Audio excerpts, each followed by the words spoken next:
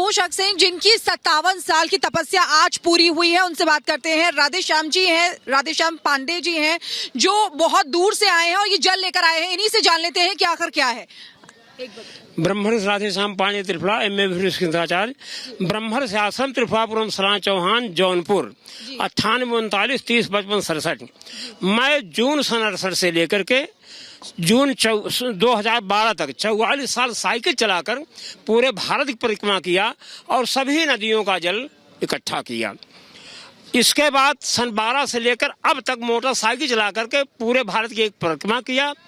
लंका गया, 56 नदियों का जल लाया। वहाँ 11 गंगा नदियां हैं, उनका भी जल लाया। पराक्रम समुद्र का लाया।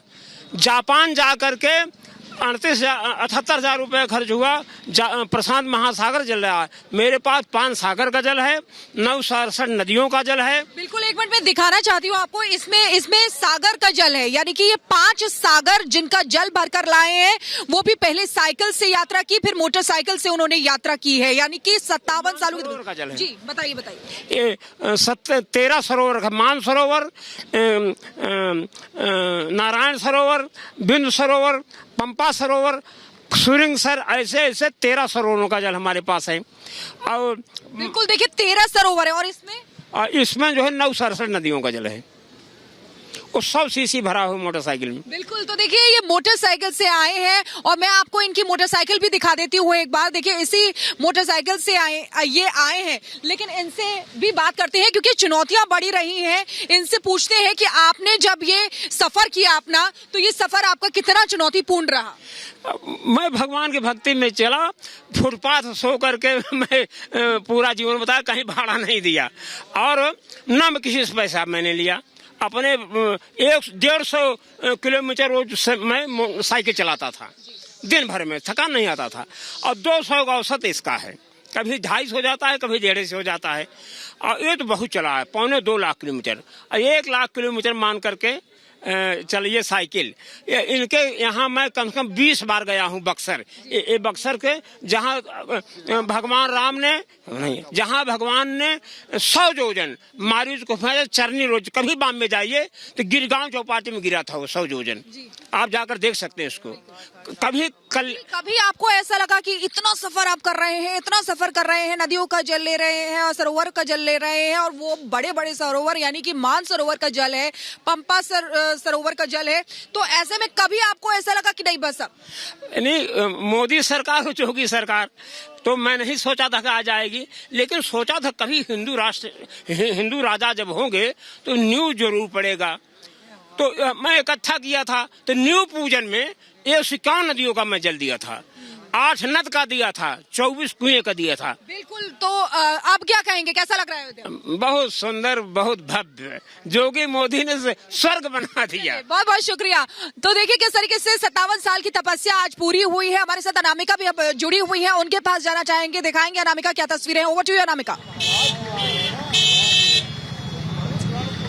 और एक तस्वीर आपको दिखाते हैं। दरअसल प्राण प्रतिष्ठा को लेकर व्यापारियों में भी उत्साह है अयोध्या के, और व्यापारी ये कह रहे हैं कि हमारी भी तपस्या पूरी हुई है। उनका ये भी कहना है कि 400 सालों से हमारी 5 पीढ़ियां राम मंदिर में अर्पित करने के लिए फूलों को उगा रही हैं, फूलों की खेती कर रही हैं।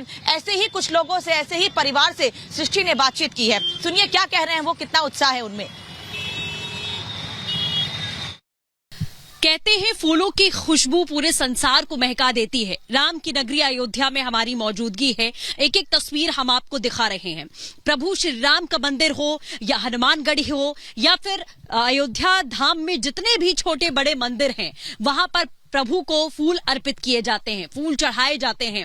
और आज हम आपको इस फूलों के बागान से एक ऐसी खास शख्सियत से मिलवाना चाहेंगे जिनका नाम है मोहम्मद अनीस, और इनकी 5 पीढ़ी, लगभग 5 पीढ़ी आप मान लीजिए, यही जो सुंदर गुलाब के फूल आपको देखने को मिल रहे हैं, ये फूल प्रभु राम के मंदिर में, हनुमानगढ़ी में और अयोध्या के हर छोटे बड़े मंदिर में पहुंचाए जाते हैं, चढ़ाए जाते हैं। जिस तरीके से राम मंदिर पर राजनीति हुई, हिंदू मुसलमान को बांटने की कोशिश की गई, एक मिसाल है। अनीस जी हमारे साथ हैं।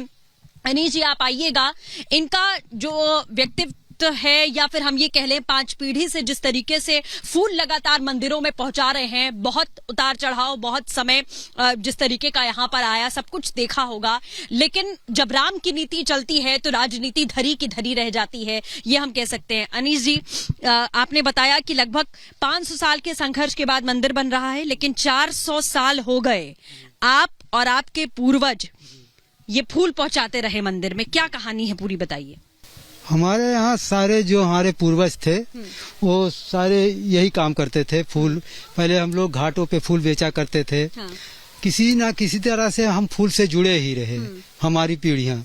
उसके बाद हम पढ़ लिख कर हम भी इसी में लग गए और ये फूल की खेती करते हैं। हाँ। और लगभग सभी छोटे बड़े मंदिरों में पहुंचता है, माली के द्वारा, चाहे हम खुद लेकर जाते हैं, सब जगह किसी न किसी। हनुमानगढ़ी में आप खुद लेकर जाते हैं? हनुमानगढ़ी एक जेठ महीने में यहाँ पर एक फूल बंगला होता है, झांकी होती है, हर मंदिरों में होती है। तो वहाँ भी हम जो हमारी फूल, बेला का सीजन रहता है तो बेला की कलियां, फूल वगैरह सब जाते हैं वहाँ। लोगों के मन में बड़ी उत्सुकता भी होती है कि एक मुसलमान के तौर पर आप मंदिरों में फूल पहुंचाते रहे और 400 साल आप बता रहे हैं।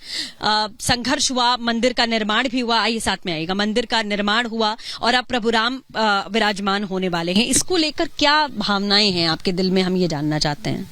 भावना एक है कि जो है ब्रह्म सब समान है, निराकार ब्रह्म जो है वो कोई मतलब मंजिल एक है और रास्ते अनेक हैं, जिसकी इच्छा हो जो रास्ता चुन ले, यही है। तो क्योंकि कार सेवा भी हुई और उसके बाद बहुत सारी चीजें बदली भी अयोध्या में, लेकिन कभी मन में आया कि अब मतलब नहीं लेकर जाएं, या आसपास के लोगों ने या फिर किसी ने भी रोकने की कोशिश की कि क्यों? हमको किसी ने भी, हम आज तक यहाँ जो भी दौर गुजरा हम कहीं गए नहीं, हम अयोध्या में ही रहे और हमारा कारोबार ऐसे ही चलता रहा। लॉकडाउन लगा था कोरोना पीरियड में, तब भी हम जो है फूल हमारा जाता रहा। हम कभी तो यहाँ पर कितने लंबे वक्त से ये सेवा जो है वो कर रहे हैं, इसकी जानकारी वो देते हुए, और हमारी सबसे बड़ी टीम इस वक्त ग्राउंड जीरो पर मौजूद है। अनामिका के सीधा रुख कर रहे हैं। अनामिका, माहौल जो है पूरा राममय दिख रहा है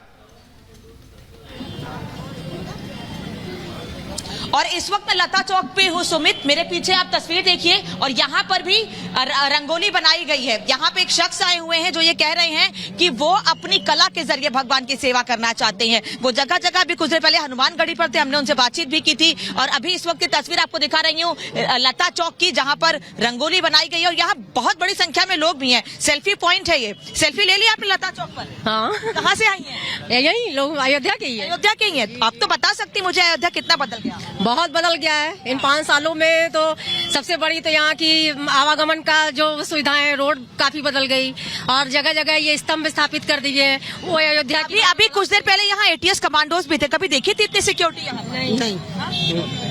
ऐसा नहीं लग रहा है कोई क्या मतलब कोई मेला सा हो और बहुत बड़ी मेला क्या मतलब, लगता है कि दुनिया का सबसे बड़ा उत्सव है। हर पूरी दुनिया राममय हुई है आज।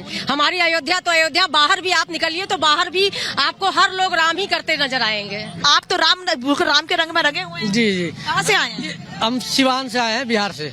जी, ये खुशी का माहौल है, आदमी खुशी रहेगा और रंग बिरंग में रंग जाएगा, इसलिए हम लोग उत्सव मना रहे हैं। रंग में उत्सव मना रहे हैं। उत्सव कैसे मना रहे हैं आप लोग? उत्सव बहुत हर्षोल्लास से मना रहे हैं। ये हमारे लिए गर्व की बात है। मैं यहीं अयोध्या का रहने वाला हूँ। मैं यहीं आता था सन 2007 में, मैं यहीं साकेत विद्यालय में पढ़ता था। तब से अब तक बदला है 2007। ठीक है अनामिका सृष्टि, हम आपके पास